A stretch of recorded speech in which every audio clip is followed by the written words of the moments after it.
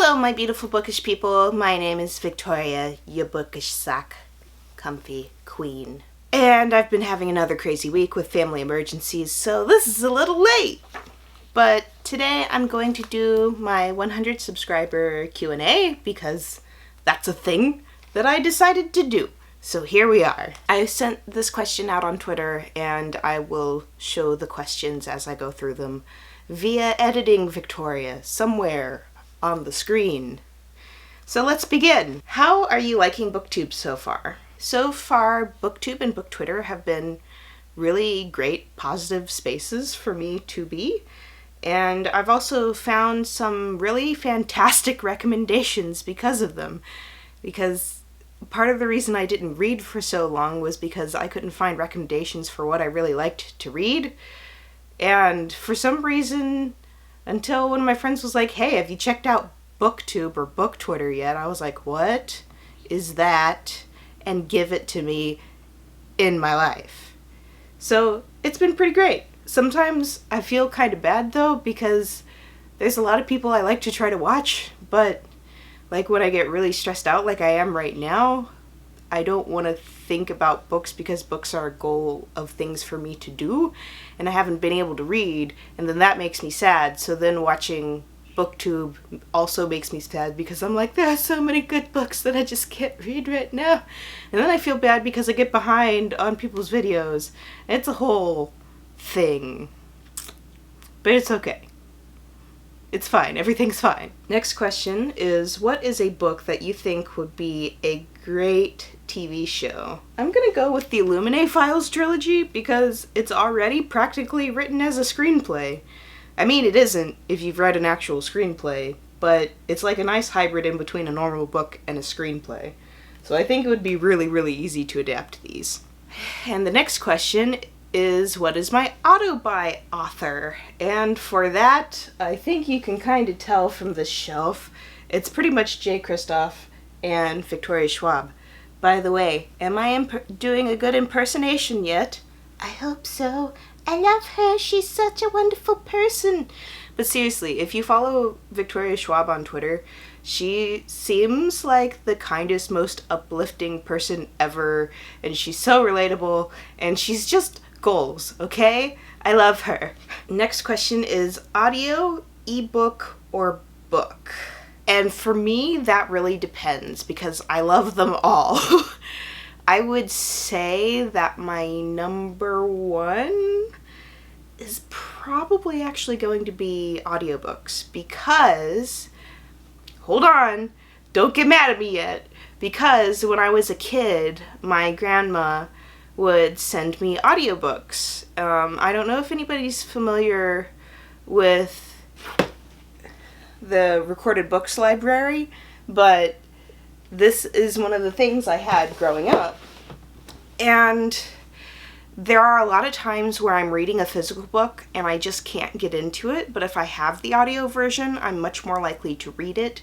Plus, I love multitasking, so it lets me clean and do my chores, and because I have asthma and vocal cord dysfunction, I have to dust and vacuum my house constantly, or else I can't breathe, because I'm extremely allergic to dust mites.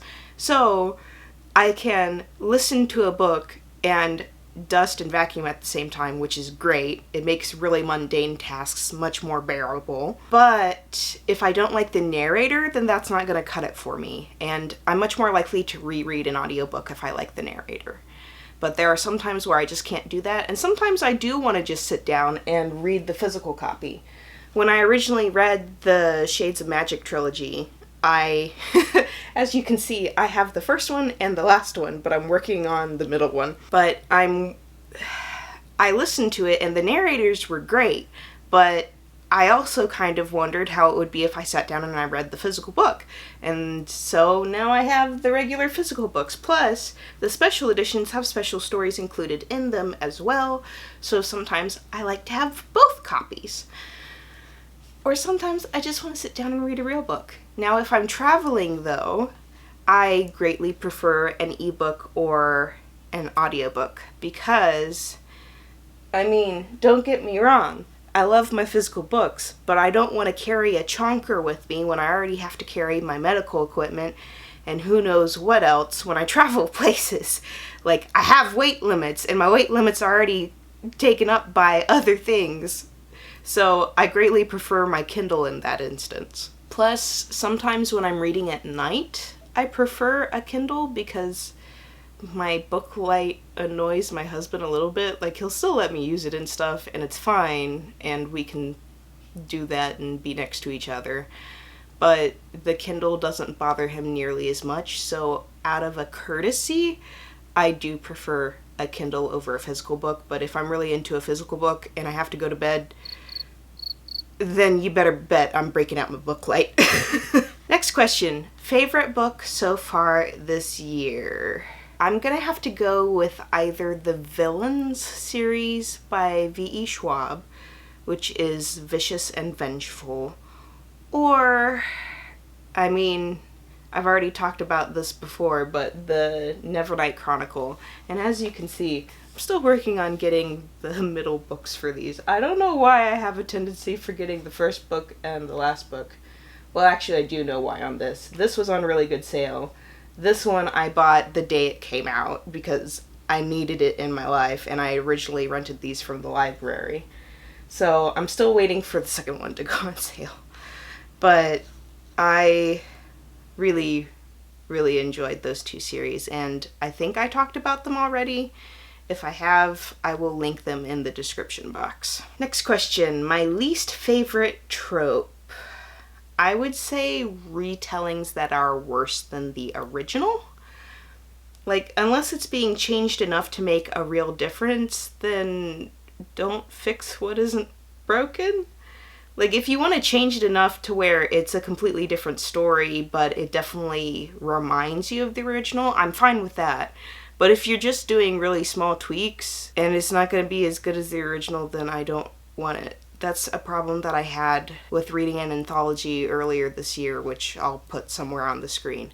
They did reinterpretations of the stories, but then at the end of the story it talked about the original story, and for the vast majority of those, I preferred the original to the reinterpretation. Also, I have no idea if this is an actual book trope or if it's just a bigoted person's stereotype. But I don't want to hear about a pansexual or bi character automatically equaling a easy person that will just go after anything that moves. Like, excuse me, but I have standards too. You don't have to just immediately say, oh, well, they have no preference, therefore they'll go for anything. Like, no, it just means I don't care how you yourself are oriented or what's between your legs. That doesn't mean I'm just gonna like be foaming at the mouth for anything that moves. Next question are my auto cringe word or phrases. And I don't remember specifically what the phrase is, but it's the one that's like, I let out a breath I didn't know I was holding. Excuse me? What? Like, I can forgive using it maybe once where it's poignant and it makes sense. But if you use it over and over, how do you keep forgetting that? As a person who has problems breathing, how do you forget that you're holding your breath? Like, you can't breathe. You're gonna turn blue in the face. It makes no sense. And what's my favorite genre? To which I would say sci-fi and fantasy. They're both pretty equal for me. I just don't want to read about the real world, okay? Or cookbooks. I love cookbooks. I love technical reading, which is really weird, but I like technical reading for areas where I'm really interested in them, and cookbooks are one of those areas because I really enjoy good food.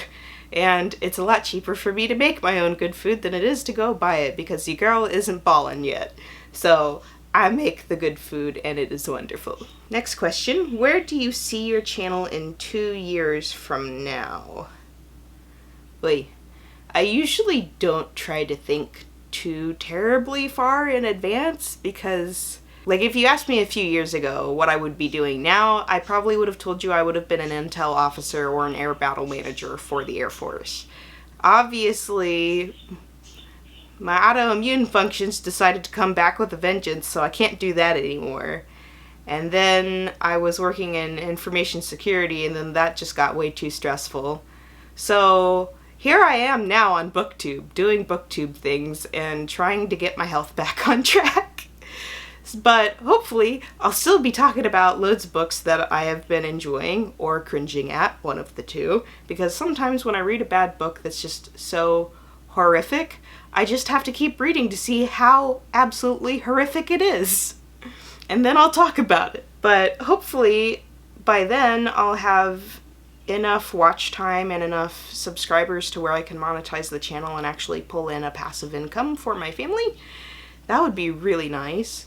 Maybe do a couple sponsorships here or there, but also my opinions are my opinions. You can't pay me for them. They are what they are, and that will be in my contract language. So you won't have to worry about that when that time comes. But I also could possibly be a copy or line editor. I'm kind of working towards that right now, and I'm actually doing some pro bono work at the moment just to see how I like it and if that would be a good fit for me, because that would be cool. Like, my brain already works like that anyways, and even though, like, even with books like this, there's almost always a typo or a misspelling somewhere, and I pick up on that immediately and it bothers me. So it would make sense for me to be a copy or line editor. Especially if, like, a phrase is confusing, I'm like, okay, just change it to this. Like, I'm actually doing a 2-in-1 right now, which is kind of weird, but also fine. And we have a method to make sure that if it's a copy edit then, or is it a line one? I don't know anymore. I'm confusing the two terms. Anyways, if there's a phrasing problem and it gets fixed, then it gets highlighted. That way I can go through and check it for punctuation and grammar. So there you go. Whoops! Spilt my drink. I don't know what I was talking about anymore. Next question. A book you would die on the hill for. Interesting. I'm going to have to answer that with a couple of series, which would be Harry Potter and Winnie the Pooh, because those both had a huge impact on my life and I still go back and reread them. However, if I can't pick a series, I would probably pick The Phantom Tollbooth by Norton Juster, because that also had a really big impact on my life, and I still go back and reread it and love it. Like, The Phantom Tollbooth got me back into reading because, like, once I got through all of the Junie B. Jones books and Nancy Drew books, I was like, what's there to read? Reading's boring. And at first, like, I got a copy of the classics, like The Secret Garden, and I would keep getting like 20, 30 pages into it and I just wasn't having it. And then I got the audiobook of it and that was okay, but I didn't get the audiobook of it until like 2 years later. But then someone gifted me The Phantom Tollbooth, and that made me interested in a lot of stuff again. And I wanted to continue reading and finding stuff that I liked that was along those lines. And I really wish BookTube and BookTwitter had been around then, or else I would probably have always been a voracious reader and I might even be a librarian at this point. But alas, that did not happen. But I really love The Phantom Tollbooth. Editor Victoria here. I just realized that I totally forgot to film one of the questions, which was, if you could insert yourself in any novel, which would it be and why? Let's be real, it'd be Harry Potter, because I'm virtually already Hermione. Well, maybe a mix of Hermione and Tonks now that I've colored my hair purple. But I was the goody two-shoes kid in school who was way too bookish. And by that, I don't mean reading-wise, I mean as in textbook-wise. And I had, like, really big brown hair, and she was just someone who I could identify with. And who doesn't want to do magic and just have their chores do themselves? A specific trope that I love. I would say breaking the fourth wall and bonus points for sarcasm. Love that. but it has to be executed well or else it just doesn't make sense and it ruins everything. So a well-executed breaking of the fourth wall. Next question. A color I want to dye my hair. Well, I'd love to have pastel pink or pastel purple, but that's probably never going to happen because my roots are naturally this color, and bleaching it all the way to white first would... I mean, I can do it. I've done it before, but it leaves me with straw hair, and I never want that again, so it's not worth it to me. I'd also actually love to have a nice wig collection, but I don't know how to pick good wigs or even how to put them on properly, so that's like a long-term goal, I guess.